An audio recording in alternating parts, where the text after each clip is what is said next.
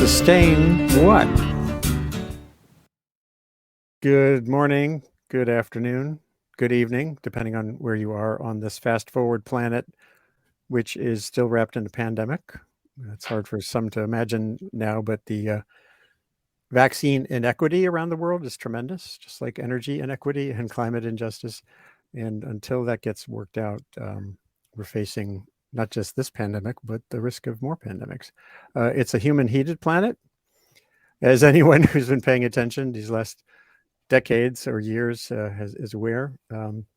It's a fraught planet when it comes to the information environment as well. I'm Andy Revkin at Columbia Climate School. This is sort of two years and change onto the Sustain What webcast that I do, trying to make sense of complex issues that are consequential. And today we're going to discuss sort of the intersection of the information storm and the climate crisis through the lens of the recent events. Again, anyone who's been paying attention has seen some young people throw tomato soup on a treasured piece of art under glass in the National Gallery in London. But it's one of many such actions in recent years, and actually going back decades. I was at the climate talks in The Hague in 2000 when Frank Loy, representing the United States, got a pie in the face on the podium. This is not new. What's new is the social media environment around it, which amplifies tremendously the more edgy parts of the conversation. So it's just great to have today a veteran of all this kind of, I call him a performance activist, kind of like a performance artist who's been an activist for decades on these issues: consumption, climate justice. The Reverend Billy Talon. We have Margaret Klein Salomon, who's the executive director of the Climate Emergency Fund, and who has a background in psychology and has written in depth on her definition of the climate emergency and what people can do to get into sort of a constructive state of emergency. We'll talk about all of that. Dana Fisher, University of Maryland sociologist, who studies movements. She studies activism and its discontents and its impacts, and has done this for the Women's March, for the Blue Wave, and also now getting in depth on climate. For a long time, she's worked on climate. And Rob Willer from the a lab, you'll tell me the name of it in a second, at Stanford, who's a sociologist who's dug in on an issue that's resonated in recent days, the idea of the radical flank. In other words, it's easy for us to kind of wag our fingers at people who seem over the edge of reasonableness, but do they actually create a constructive dynamic that pushes people to into the issue and forward through more moderate means? It's just great to have you all here. Thank you so much. We pulled this together over the weekend. And so, again, I won't show the video again, but here's these young people in London who smeared soup. They had a strong message about both energy poverty, energy cost, and what's going on in the world with climate impacts. And of course, they're operating in an environment that also includes Exxon plastering social media with its propaganda. So it's no surprise that people have to go to great lengths to break through some of those barriers. And of course, then there's just the news barrier, the area that I've worked in for decades, can be challenging. This goes way beyond soup. The Climate Emergency Fund and others have been pouring millions of dollars into the edge. And we're going to hear from Margaret on the strategy, the theory of change. And there's a lot going on even today, all through the month of October. October is a month of action, particularly in Europe, but in the United States as well, and elsewhere, to try to drive their message. As I said, sustained disruptive protests in 11 countries coming this October. And a fellow named Adam McKay, best known as an amazing filmmaker who's attacked all kinds of targets in his fiction and quasi-fictional satiric dramas and Don't Look Up, has put $4 million of his own money into the Climate Emergency Fund. So here we are. You're all on social media. I hope people out there will follow all of you. And let's just dive in a little bit here. Obviously, first, I think we'll get to this question of what is the goal of the Climate Emergency Fund and its A22 and the groups that you fund, and then we'll get some input from the sociologists. Rob has to leave in about a half hour, so I want to make sure to get him in, and Dana, and then obviously Reverend Billy. I'll leave this for later, but I'd like to get each of you to sort of define when you think about emergency. What is the climate emergency? But I don't want to waste time with that right now. Sorry. Yeah, so I just wanted to get to another slide here. Sorry. Here we go. Okay. So Margaret, over to you. How did you go from the dive you did as with your psychological background and your other work to this project? And what's the goal? Thank you so much. In 2014, I earned my PhD in clinical psychology, but I was so freaked out by the climate emergency that I decided to devote my life to everything I can do to protect humanity in the living world. I started by doing a lot of writing, as well as I started an organization called the Climate Mobilization. Our major tactic that we introduced was the climate emergency declarations that have now gone global.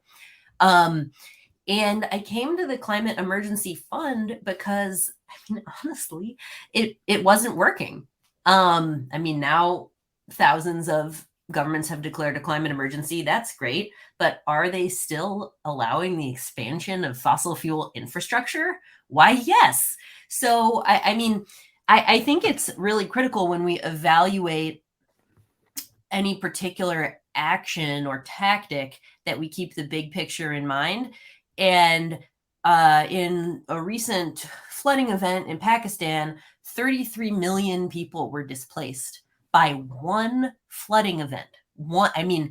It is impossible to overstate how bad the situation is with the climate. It's horrifying. More than 50% of young people around the world say that humanity is doomed. Okay? The situation is desperate. Normal methods have not worked. And this is the fastest way to create transformative change. That just stop oil. Also, I want to put just stop oil in a little bit more context. Mm-hmm. One criticism I've heard of just stop oil is why target Van Gogh? They should be targeting the oil companies. They have been arrested hundreds of times this year, blocking oil terminals, oil tankers, They have blocked 10 infrastructure sites at the same time, choking off significant amount of fossil fuel supply in whole regions of the United Kingdom. Did you hear about it in the news? Right? They took this action because they are desperate, and they are right to be desperate. And I really don't care about politeness. But this gets to the goal, though. How do you see this getting to what Dana? I'm going to play a clip in a minute about Dana, her work on the big question: how do you actually transition from attention, including news attention, to change? Yes. There's a lot of different ways. I'll want to talk about two of them. One is called salience, right? And this has been shown studying the impact of protest on elections, looking at every congressional district and race for the past 30 years and what protests were held in those districts, okay? And the evidence is clear. Protest for liberal causes more vote share for Democrats. Protests for conservative causes more vote share for conservatives. And like I said, the reason is salience. When people go to the polls, they are not asking, should I vote for the climate activists? They're not on the ballot, right? They're asking, how important is climate to my vote? How salient is this? Okay, so that's number one. The best thing that can happen for November is for huge climate protests to break out everywhere, because Democrats are their most trusted issue in terms of their advantage over Republicans is climate. So the climate voters we have, the we're going to be better in November. Okay, so that's number one. Number two is these demonstrations work because they recruit people, which is ultimately what the movement needs to do, right? So I know that the vast majority of people hate the activists and are so angry about this. Okay, but we can still recruit the let's say the visionaries, the people who are done with normal mode. And you know what? Guess what? There's more and more of them every day. So they so it's time to go join the movement. The situation is dire. We have to stop the fossil fuel industry. Let's get in the streets. Let's do this. Okay. Billy, I think you've been in the streets for decades. So what lessons have you learned that you can apply here? And you actually participated in some of the demonstrations that were just being discussed. What's your take on all this? Making a difference, getting it from attention to action, to response. Well, lately we've been going into one particular Chase Bank. It's the Chase Bank at the Rockefeller Center, and it's beautiful. It's very big, and it has all the races and classes sort of mixed in it, which a lot of the branch banks don't have. And we go in and we have town hall meetings with stacks, and you have to wait in line to talk. And we will have a theme, an issue, a question will be raised by the host figure, and that will be today we're discussing how can we stop the delivery of $5.5 billion from the 20 banks that JP Morgan Chase has gathered to fund the Trans-Canada pipeline that goes through Wet'suwet'en land and Mohawk land. And we have found that if you make your town hall meeting just in the middle of the bank and involve other people, that well, now you're showing a tape that isn't that's different. Yeah, sorry. I realized suddenly this is a wolf howl. So this is the Wolves of Wall Street, but not the town hall meeting. This is more like a vocal concert on one side of the bank and me preaching in a classic style on the other side of the bank about the Wet'suwet'en. I don't think that. Well, but maybe that's a good. Let's talk about the difference. The town hall meeting idea sounds. Well, the town hall meeting, the police march up, and the police immediately start to interrupt it. And a very strong woman says, "No, you're next." You know, the police. We find the police accept that they are in the stack, and three other people have to talk before they get to, and that's because an older woman has scolded them and said, "This is a meeting, please." And so we found that you can transport the cultural habits that are ingrained in us from different kinds of gatherings. You can transport it directly into the Rockefeller Center, JP Morgan Chase Bank.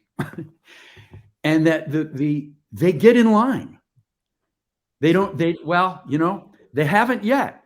Maybe somebody will see this and then they'll say, "Oh, it's all fake. I can bust in there." But we try to move culture into the center of, when we raise the theme in JP Morgan Chase, how do we stop? Do we have to hack the materials? Do we have to stop? Do you stop pixels? How does money move? You know, and we ask that question, and before you know it, you have this middle management person saying, "Well, you can't do that because there's security." Well, what kind of security? And before you know it, you're sort of on the inside in some way. They are on the inside of your activism in some way, and you're having a conversation in which implicit is a common goal. Now, lately at our favorite Chase Bank, the police have not been called. And lately, they have been giving us sneaky little signals of thumbs up and stuff from inside their partitions and so forth. So we're very local. We believe in just the physical presence of the body, and making it into media, of course, for other people to encourage them to be local too. But of course, the Rockefeller Center, JP Morgan Chase Bank. Chase is from Standard Oil. It comes down, its lineage comes from the original Rockefeller Bank. And we have some Chase people donating money to our theater group. So what was your original question? Well, just, what do you see as a next step that could translate more? What you were just describing is kind of interesting, because it's kind of an engagement with quote unquote the devil. You put a hex on the bank once, so having a town hall in which there's some sort of crossover conversation seems different. Well, we used to be adventurers in religious fundamentalism, and I was a satirical televangelist, like Saturday Night Live or something, and we did a lot of casting demons out of sweatshop companies, cash registers and so forth. But now, for the last, since before Occupy Wall Street, we've just been exclusively earth activists. Right. And it's not so important to us to try to dismantle the architecture of fundamentalism. The fundamentalism that we're concerned with is gas and oil. Right. That's a good place to transition to the social scientists here, Rob and Dana. And getting back to the Climate Emergency Fund, that you have a whole website page on the theory of change. And I'll get back to you, Margaret, in a minute on articulating how much of what you're looking for is truly a society-wide emergency form of operating, or this concept of radical flank effect, which seems more strategic.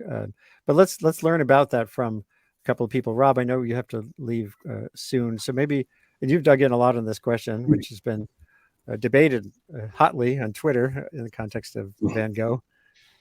So what is the radical flank effect, and do we have evidence, and we'll get to Dana, of how it could be employed on the climate challenge? Yeah, absolutely. And I should say that I've moved my later appointment, so I can stay a little bit later. Oh, good. Pleasure and an honor to be speaking with all of you today, and speaking with Dana, who's a real, really established scholar in this space. We do a lot of research in my lab, the Polarization and Social Change Lab here at Stanford, on the effects of different protest tactics used under different circumstances on perceptions of movements from observers and third parties. It's not the only thing that matters, but it's definitely one of the things that matters about protest actions is how does the general public or people potentially considering joining a movement, how do they perceive the movement, the righteousness of its cause, how motivated are they to join it, how much do they support the cause that the activists are advocating for. And we find that some activist tactics are can put off observers and put off the general public and make them less supportive of a cause and less supportive of a specific set of activists. So in one project that we worked on, that we published a paper called The Activist Dilemma, we talk about the use of extreme protest tactics, and we conducted a series of experiments on how extreme protest tactics affect perceptions of movements. And here we were interested not so much in violent tactics, but in non-violent but highly disruptive tactics. And so there's a pretty large literature on violent tactics. I would say there's pretty consistent evidence that violent tactics put off observers, that observers don't like movements that are associated with violence, and that there are some exceptions where the violence is seen as like critically necessary to effectively advocate for a cause, or perhaps the opponent is seen as already violent or more violent. So there are definitely some exceptions. I mean, we live in a country that worships the leaders of a violent revolution that founded the country. So obviously there are exceptions, and it's important to understand when those apply. But the lion's share of the evidence is that I think that violent protests are less persuasive to the general public than nonviolent protests. But we were interested in below that in terms of levels of extremity. What about disruptive protest that's nonviolent?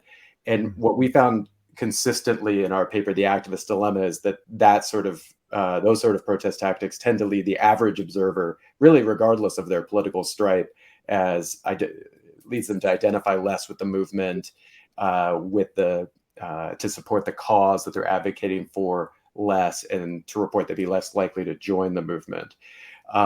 Now, we also published a paper. Oh, one thing I want to highlight is when we talk about the activist dilemma, what are we talking about? We're talking about something that Margaret is sort of talking about, which is that those same tactics, there's very good reason to also think that you're more likely to get in the news if you use those tactics. You're more likely to be noticed. You're more likely to have whatever you were talking about, actually covered and amplified to many, many people. And so that's the dilemma we were highlighting, is that tactics that are very effective at gaining attention also could have the effect of putting people off on average.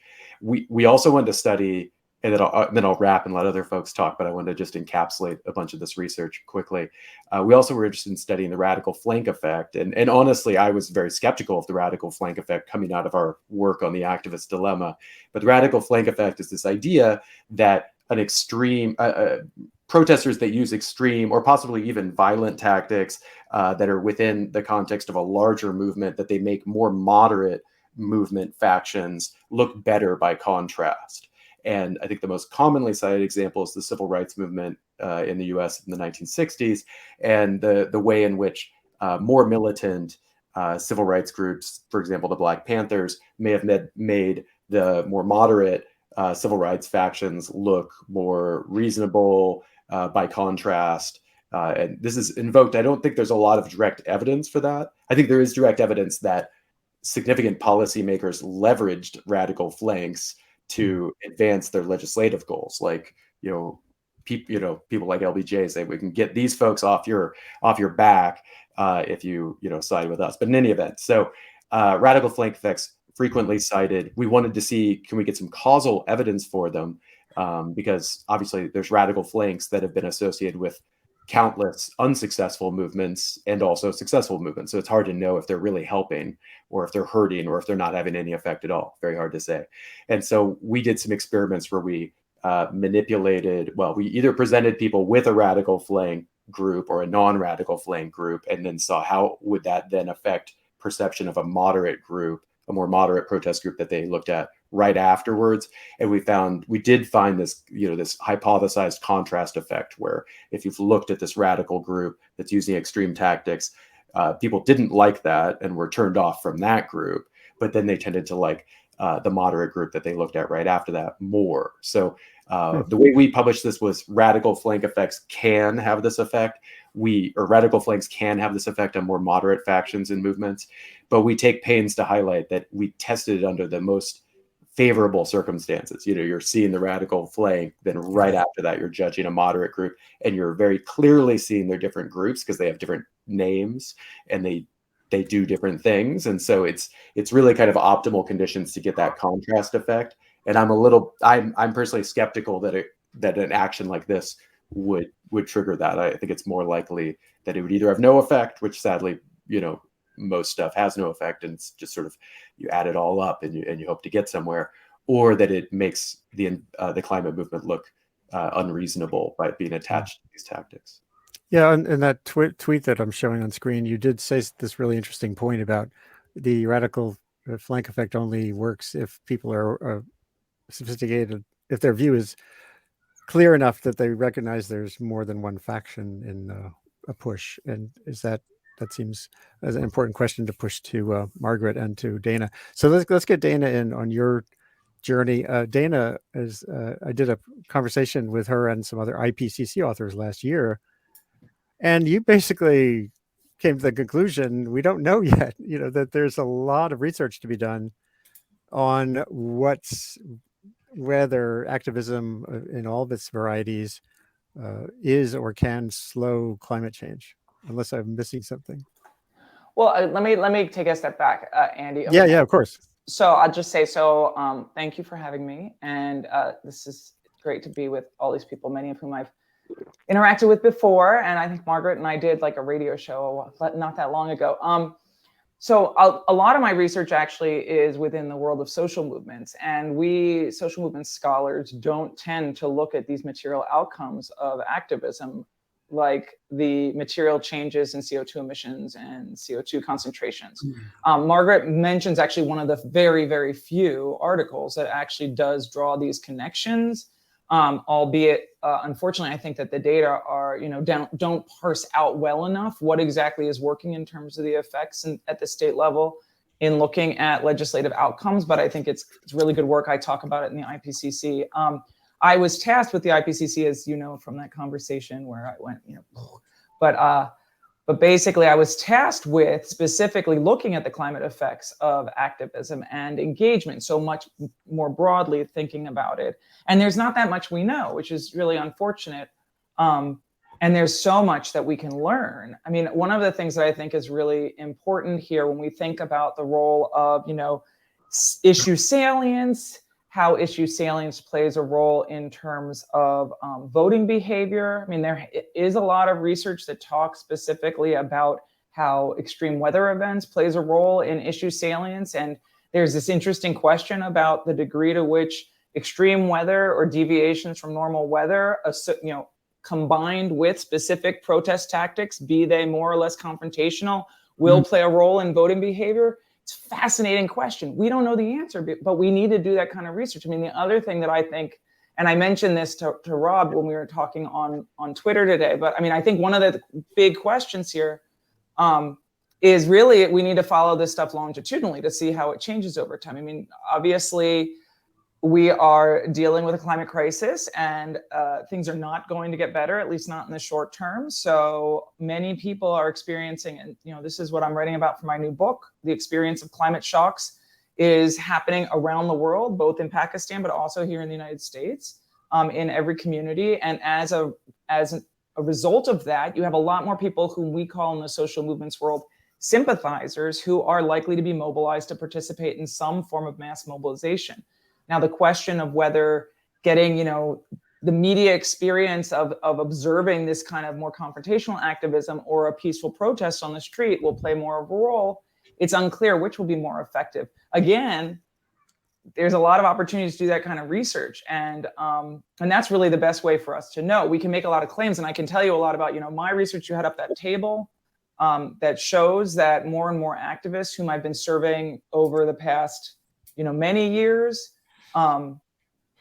basically have become much more interested and experienced in civil disobedience. So we see a lot more of that. But I mean, I also have been doing research with folks from AmeriCorps and other non-activist segments of the population, and find there again, young people have growing experience with civil disobedience. So a lot of what Margaret's saying, there are a lot of people who are primed for this kind of engagement. And if we look at the data that I posted from Yale from April, it shows that depending on your political orientation or ideology, you'll be more or less likely to sympathize with activists who are engaged in confrontational direct action. So, it's a wonderful opportunity to start thinking about polarization. So it's great that Rob's doing this work. But it also is a place where we have very limited data. We have even more limited analyses, because the kind of research we need to do to really test this out and then see, like the IPC is going to ask me to do probably for AR7, now measure how it has an effect on the actual changes in concentrations of CO2 emissions, which, I still make faces about, because we're a ways off from being able to do that.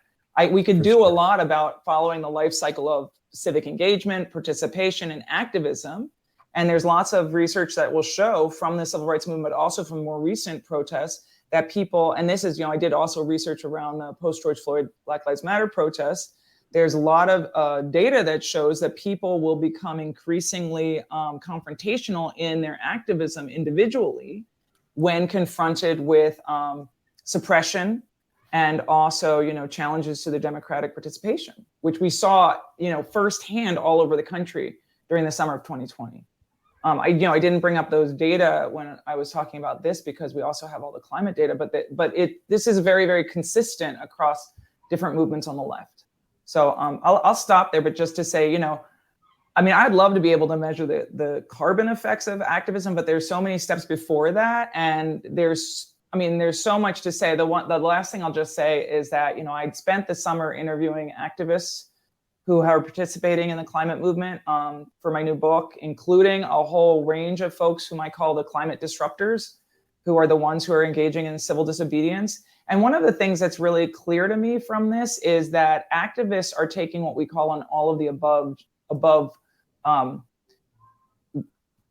thought process with regard to thinking about their tactics, right? We see that all of the above approach to dealing with the climate crisis by extracting all natural resources you can, but also investing in clean energy. Well, we see that with activism too. And I think we should take back that phrase and use it for, in a different way to think about the ways that, this isn't just individuals who basically say, oh, I'm a direct, action person, or I'm a peaceful protest person.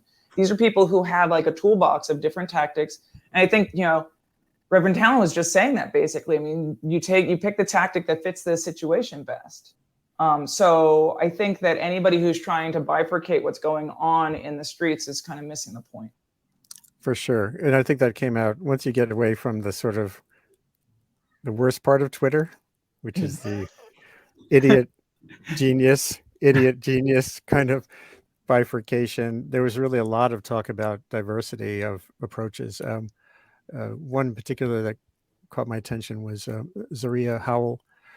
Currently, she's kind of criticizing this particular event, saying it was at the level of privilege that misses vulnerability. But in her essay for Currently, where she works, she closed with the importance of diversity. And I think that is something I've seen over and over again.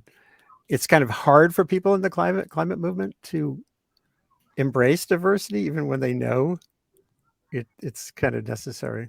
So, but Margaret, it's time for you, because we've gone through some questions about what works or doesn't. What has led to the confidence level to put the millions of dollars into these particular tactics? Thank you. So I think it's two things.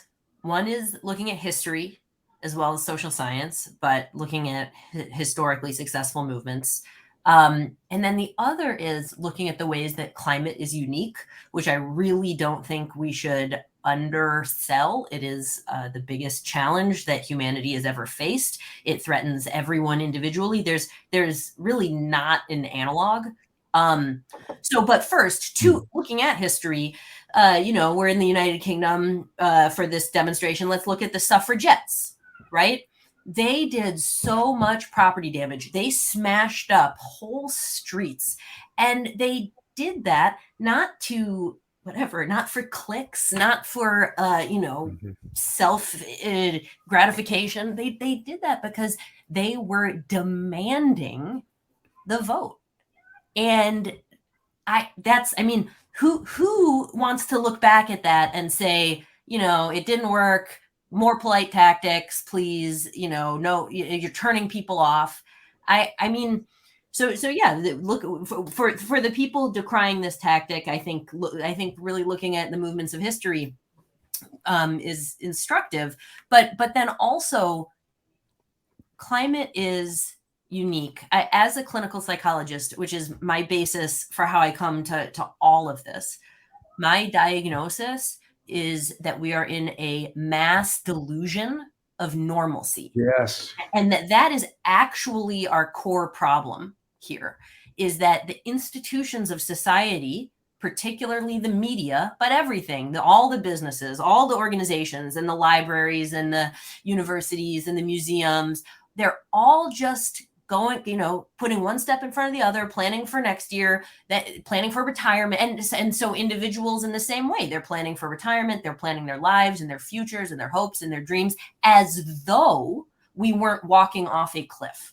And it is something that I have seen, something that I've experienced personally, and something that I've seen happen many, many times, that when an individual has an actual reckoning with the truth of the climate emergency, and they allow themselves to feel that emotionally as well as intellectually, they allow themselves to grieve the fact that the future that they thought they had and their cherished hopes and dreams will not happen. Once you get there, then you can get to a place of all in activism where you decide that I'm going to fight for this. I'm going to do everything I can. That's how you get the hunger strikers and these kids that have gone to jail 5 times and they keep coming back. I mean, we're talking about a level of commitment that is so high because it fits the stakes. Amen. Thank you, Billy. Thanks. Um, Mobilize, hallelujah. So here, I want to bring in a couple. Can of I ask you ideas. a question, please? Yeah, of course. Can I ask a question? Totally. This is a conversation. You're a very powerful host. You know, we just shut up and wait our turn. I'm interested if Rob considers Margaret a proponent of violence. Rob, you were just flipping around the word violence, and it was covering for a person who's an activist. It's almost meaningless. That's a big spectrum, Rob. That's all the way from euthanasia to shouting Bill McKibben lines in the window. You know, there's no there's property damage. There's property flow damage where you turn off a valve. Then there's the taking an acetylene torch to the metal.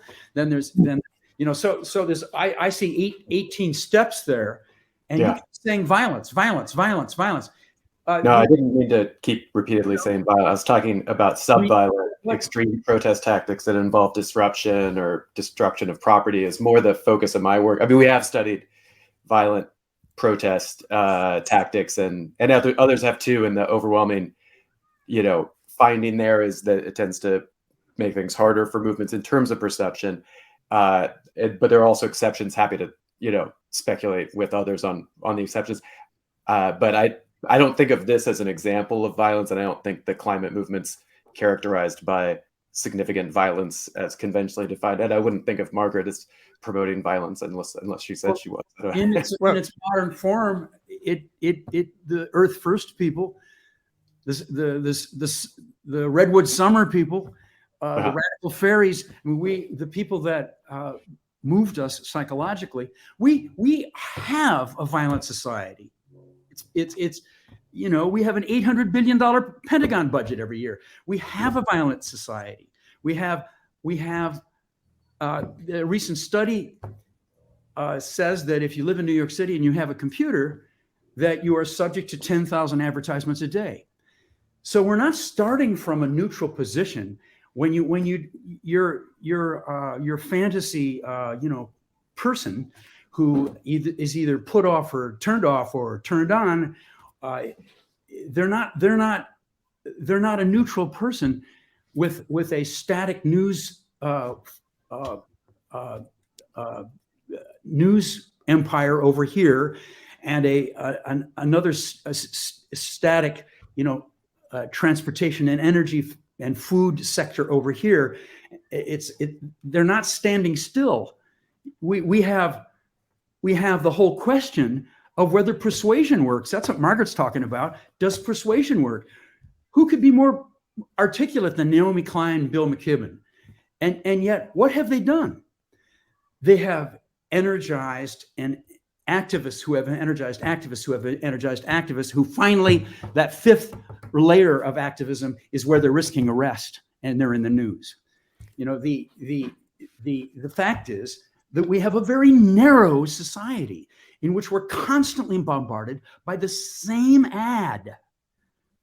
And we haven't found a way to counter, as using Kurt Vonnegut's phrase, to counterpunch with that completely prejudicial psychological climate system coming at us.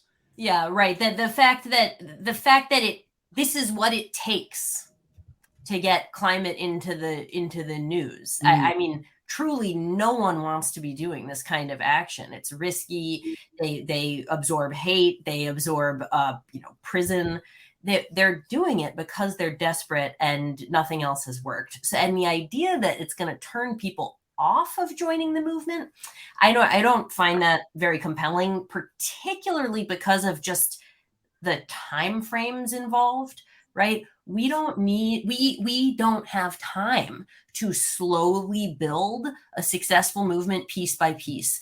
And I am very aware that that is what is considered what you need to win, right? I love the union organizer Jane McAlevey, and she wrote a book called on organizing called No Shortcuts, right? But the fact is, we need shortcuts. We need to find ways to go exponential, right? And that's what Climate Emergency Fund invests in, is organizations that have, and campaigns that have the possibility to create actual breakthroughs, which I would argue this is an example of, but to create actual breakthroughs, not linear progress, because as Bill McKibben says, winning slowly is the same as losing.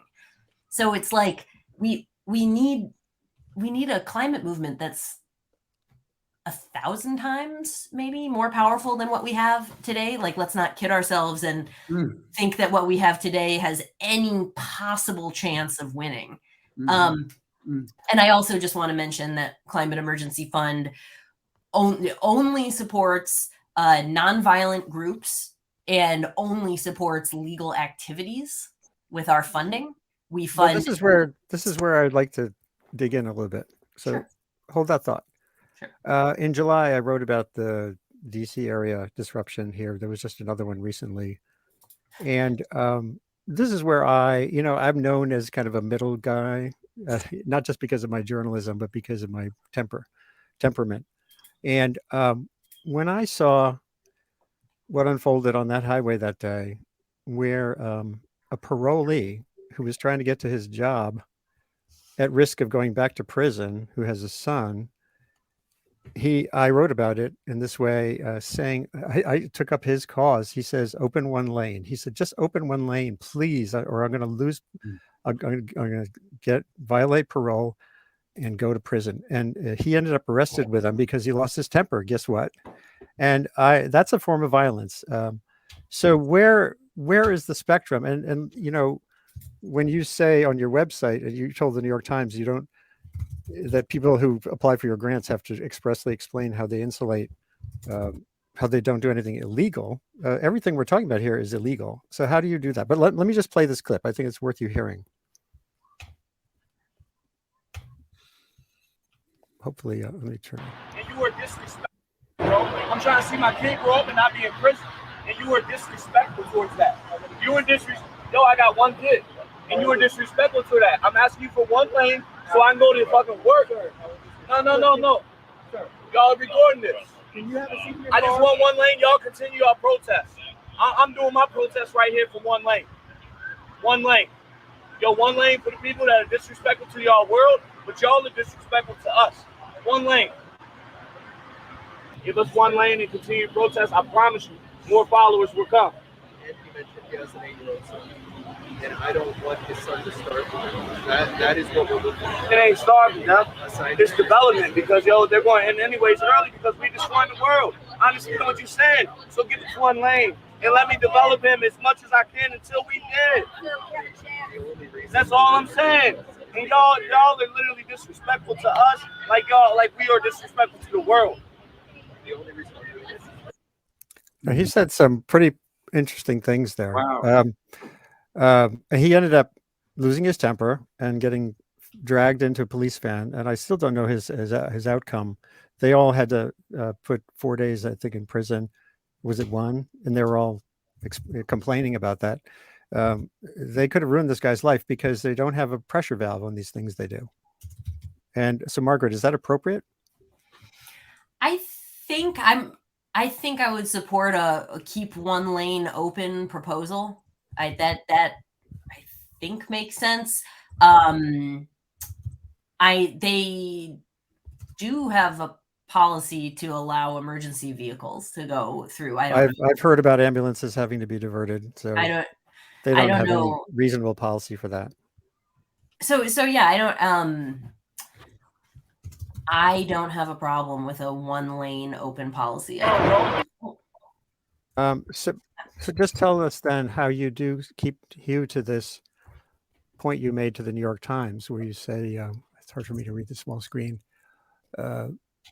entities that apply for that use support training, education, et cetera, grant recipients must confirm that the money that has not been spent, or that the money has not been spent on activities prohibited by law. And then here, the Climate Emergency Fund gave close to $1 million to A22. Right. Which So goes here. So how does that work? Right. It's I realize that it seems complicated, but it's actually not. We fund the legal activities that these groups do. They have major recruitment, training, education, and like capacity building programs, right? These are activities that are not only legal, but they are foundational to our democracy, right? Or should we really restrict funding to go out into communities and talk about the scale of the problem and talk about a response that involves civil resistance? I find that very repressive. So yes, do these groups take nonviolent civil resistance? Yes, and we don't fund that. I understand the confusion because we do morally support it, right? We do think that the Van Gogh action, or I do personally anyway, think that the Van Gogh action was a breakthrough. Okay, but we didn't fund it. Yes, we recruited. Like, what is there any link between these things? Yes, but I'm explaining why it's legal.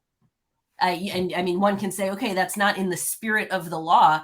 I mean, okay, well, fine. But the fact of the matter is, we are a 501c3 organization that provides funders a safe, legal, tax-deductible way to support radical direct action movements in their legal activities. Okay. I think Dana, you had your hand up.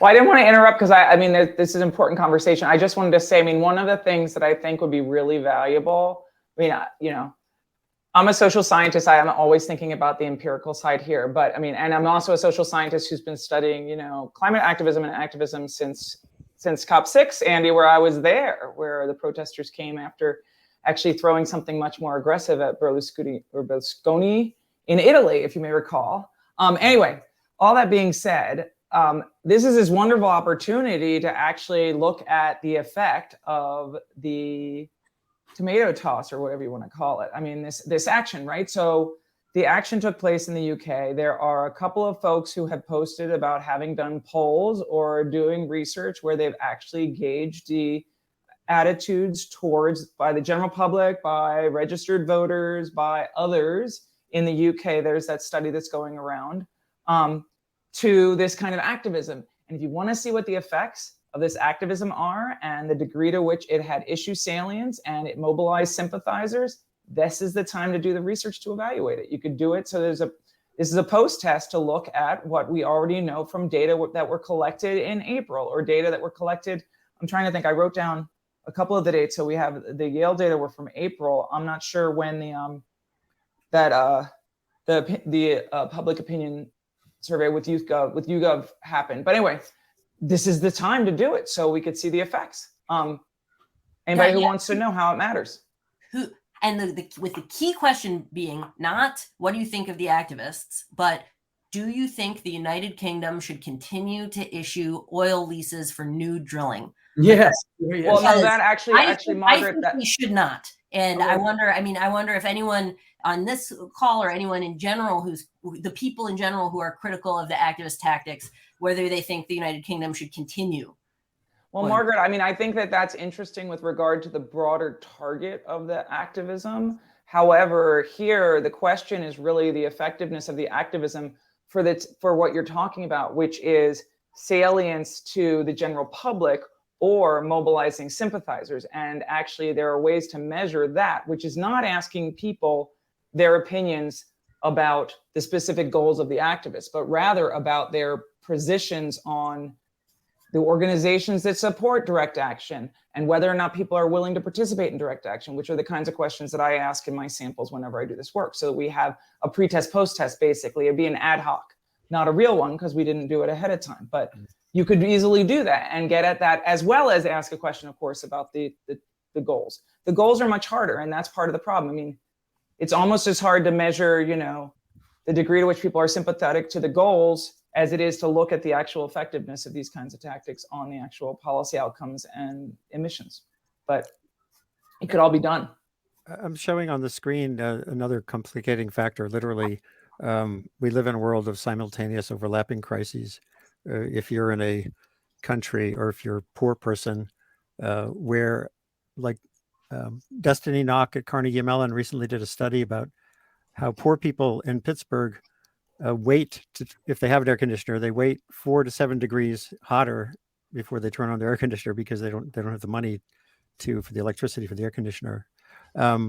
So if you're poor and you can't get through the winter, and the protest is framed around stopping oil and gas, with this crisis unfolding because of Vladimir Putin and other longstanding issues. And of course, we know, the systemic nature of fossil fuels leads to war like what's happening now, but that doesn't matter. Winter is coming. So how do you, I wanted to get quickly from the two researchers, Rob and Dana, how do you study for one effect when you have a three-dimensional, X-dimensional landscape of things going on? COVID-19 is another. And then we get back to the activists. I think it's super difficult. I mean, we have this research suggesting that extreme protest tactics that are highly disruptive like this turn off the general public, that's robust across the ideological spectrum. Presumably there's folks that are outside of a movement that are very close to potentially joining it and are very, very like the people engaging in the extreme protest tactics. Presumably they would be more likely to join a movement because they map on to they're almost the people that would have decided to do it themselves. So I think it would be unreasonable for somebody like me to say everybody is turned off by this, because it's very likely there are people just right on the other side of participation that would be turned on and motivated by it and would join and say that's the kind of tactic that I'd like to do, or that resonates with me. That sounds so binary. People aren't like that. They're not turned off and turned on like a switch, Rob. To me, the key issue with what's holding back the movement, because, millions of Americans self-report that they want to take part in civil disobedience on climate. But where is that? So show me the demonstrations, right? Where is it happening? And I think the key barrier is helplessness. People feel like they can't have an impact and they don't know where to join. And so I think the galvanizing effect of these protests and organizations, and again, bear in mind, Just Stop Oil has had probably 10 to 15 protests since the Van Gogh soup demonstration, right? That I think it's not as though we have these amazingly successful, robust climate movements all over the world that are like this close to winning, and these activists have come forth and just like ruined everything. It's like, actually, we're up against the most profitable industry in the history of the world, a media landscape that could basically care less. And like, we're trying to start something. This is just the beginning. Yeah, I think for me, I totally agree with that point about efficacy, that people don't feel like it's clear how to take action that would make a difference on climate. And so you have this paradox in the US where most people report that they believe in climate change and admit that it's a problem, but it's really low on issue salience. It's very low on priority. People aren't going out and doing much of anything about it. They're not voting on the basis of it when they vote for candidates. It lacks political punch. I completely agree. I guess, and I agree that there are not super newsworthy, news generating, issue salience promoting tactics that are available to us that are not this, that are really vividly obvious, And yes.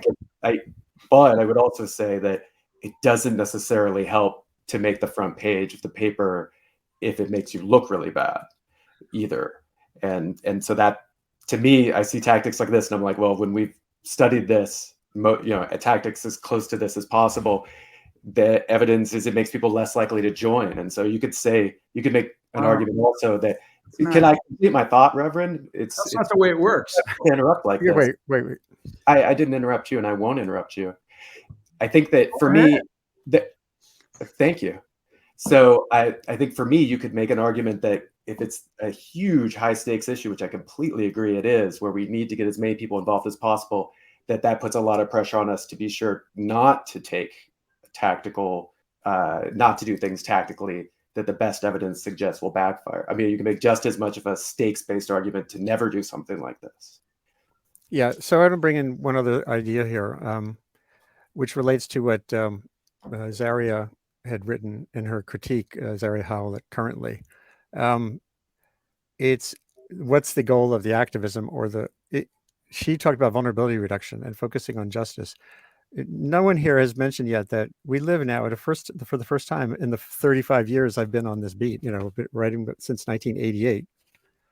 There's $500 billion the government has already, a chunk of that's bipartisan money. A chunk of that was the Democratic IRA to make communities more resilient and have clean energy. And Jigar Shah, I did a conversation with the guy who heads the government's energy department's loan program. He's got billions of dollars waiting to give to communities. So where's the activism targeted at those resources that are available now to focus on people who have the most vulnerability, to do that now? This is not all about system change. And I don't see that expressed in here. And again, we live in a diverse array of tactics, but which tactics get the camera? What dramatic what would tactics that get the look camera? like? What would the activism that you're describing? I mean, I can play you the clip. Jigar said there's 19,500 communities in America, period. Villages, towns, cities. There's only 4,500 that are bigger than 10,000 people. He said, I want someone at every one of those towns to learn what we have available, to go to your town meeting or go to your school board meeting and hand out sheets on how to do it. And that's something that's just waiting to happen. And that builds momentum and trust and engagement. And it's not an us and them thing. It gets to the roots of the problem. okay, so it sounds like the government has failed to make the funds accessible, and they need volunteers. No, that's not right. So no. what? I'm just trying to understand the activist role here. He says literally. Maybe I should play the clip. It's beautifully succinct. And he says, I can't force you to have the money. I can't force you to take the money. Communities have to demand it. And the people, the activists, he says, muckrakers and doers at the local level have to get busy to grab that largesse that's here now. And it's, if you and I don't know a way to express that yet, then that's the communication work that I feel needs to be done very aggressively, because it will not get the spotlight. It will get in a 19,500 local newspapers, but it won't get the spotlight. Wait, can I just add something here? I just want to say, Andy, I just want to say, so I'm actually studying the diffusion of funds through Service Corps that are coordinated through the federal government from the IRA and the bipartisan deal. So I actually know a lot about that, and I'm actually doing it to look at the civic engagement and climate knowledge and participation around the people who are actually serving in those. There are lots of mechanisms in place specifically to do the kind of work that you're talking about here. And I wouldn't want to redirect this conversation away from this type of activism, because another show. I mean, yeah, because this is part, again, I mean, like, we're in an all of the above type of engagement moment here around the climate crisis. And every group can't do everything. And so I don't think it's necessarily fair to put people on the line who are engaging in specific tactics around specific types of targets and say, there's lots of work to be done at the local level for sure. I think I just want to add, and just in terms of who is the Climate Emergency Fund and what do we do? There's not nearly enough philanthropic dollars going to climate in any way, and there's not nearly enough philanthropic dollars going to climate movement building, but there's approximately $0 going to disruptive climate activism. Climate Emergency Fund is one of the very few institutional funders who will support this. So I think that's important to note, is that, these are volunteer powered organizations that scrape by, and they give such high cost effectiveness per dollar, because like I said, they harness this incredible passion and dedication of their volunteer activists. And so, I want to encourage any potential funders or philanthropists who might be listening to think about these activists as the tip of the spear that really do deserve our support. Okay. I'm glad, actually, Dana, that was really valuable of you to keep the conversation on the theme of the day. I think it's worth, because of opportunity cost, to really examine, pathways to impact.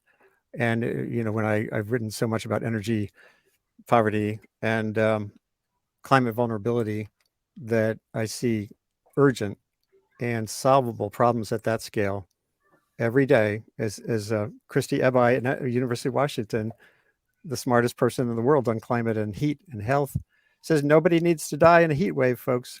Nobody, period. She makes the point over and over again. If communities have better heat action plans and neighbors meet with neighbors and hold Billy style town halls. Billy, there's another kind of town hall to have that actually does harness people, not as a theatrical thing, but in a meaningful way going forward. So I think it's worth injecting that into this conversation to be sure we're all thinking of, outside of our dimensions as we go forward. This has been very stimulating. We could go a little longer if folks can. I know, Rob, you definitely have to get off soon. And I do think there's a chapter 2 or 3 here. These sessions I do always lead to fresh questions, and I just think it's great that you were able to have this conversation. I'm going to just show the website of the Climate Emergency Network one more time. Their approach is in your face, in social media, getting into the media occasionally. To me, one takeaway for sure is maybe putting a little more heft into the obligations for how that money gets spent, so that there's one lane possible where those situations make sense, because lives are being harmed here. And I think there's a way to do this that gets us the edge, gets the views, and also has just a little bit more humanity in it, because that scene haunts me still back in July, and it's not unique. Thanks all for being here today on Columbia Climate School's Sustain What? It's an interrogatory journey toward better impacts around climate, energy, and social issues. Today's show with Margaret Salomon from Climate Resilience Fund, Rob Willer from Stanford, Dana Fisher from University of Maryland. Good luck with your book and the IPCC work. And Billy Talon, my old buddy from the trenches here around, well, I'm no longer in New York, but around the New York area.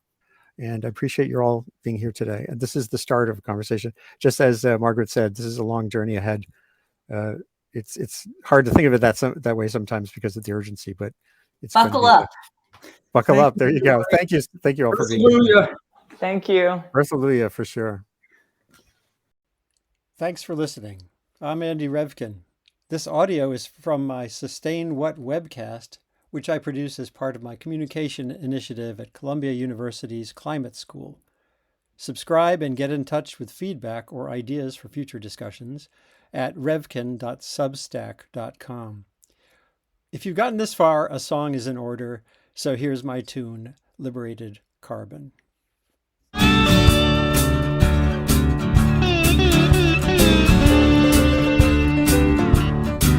It took 1,000 generations for our species to rise, but gathering and hunting was no way to get by. We yearned to burn more than dung and sticks. Then someone came along and said, hey, try lighting this. He opened up the ground and showed us coal and oil. Said, come liberate some carbon, it'll make your blood boil. Liberated carbon, it'll spin your wheels. Liberated carbon, it'll nuke your meals. Liberated carbon, it'll turn your night to day. Hey, hey, come on and liberate some carbon, babe, it's the American way.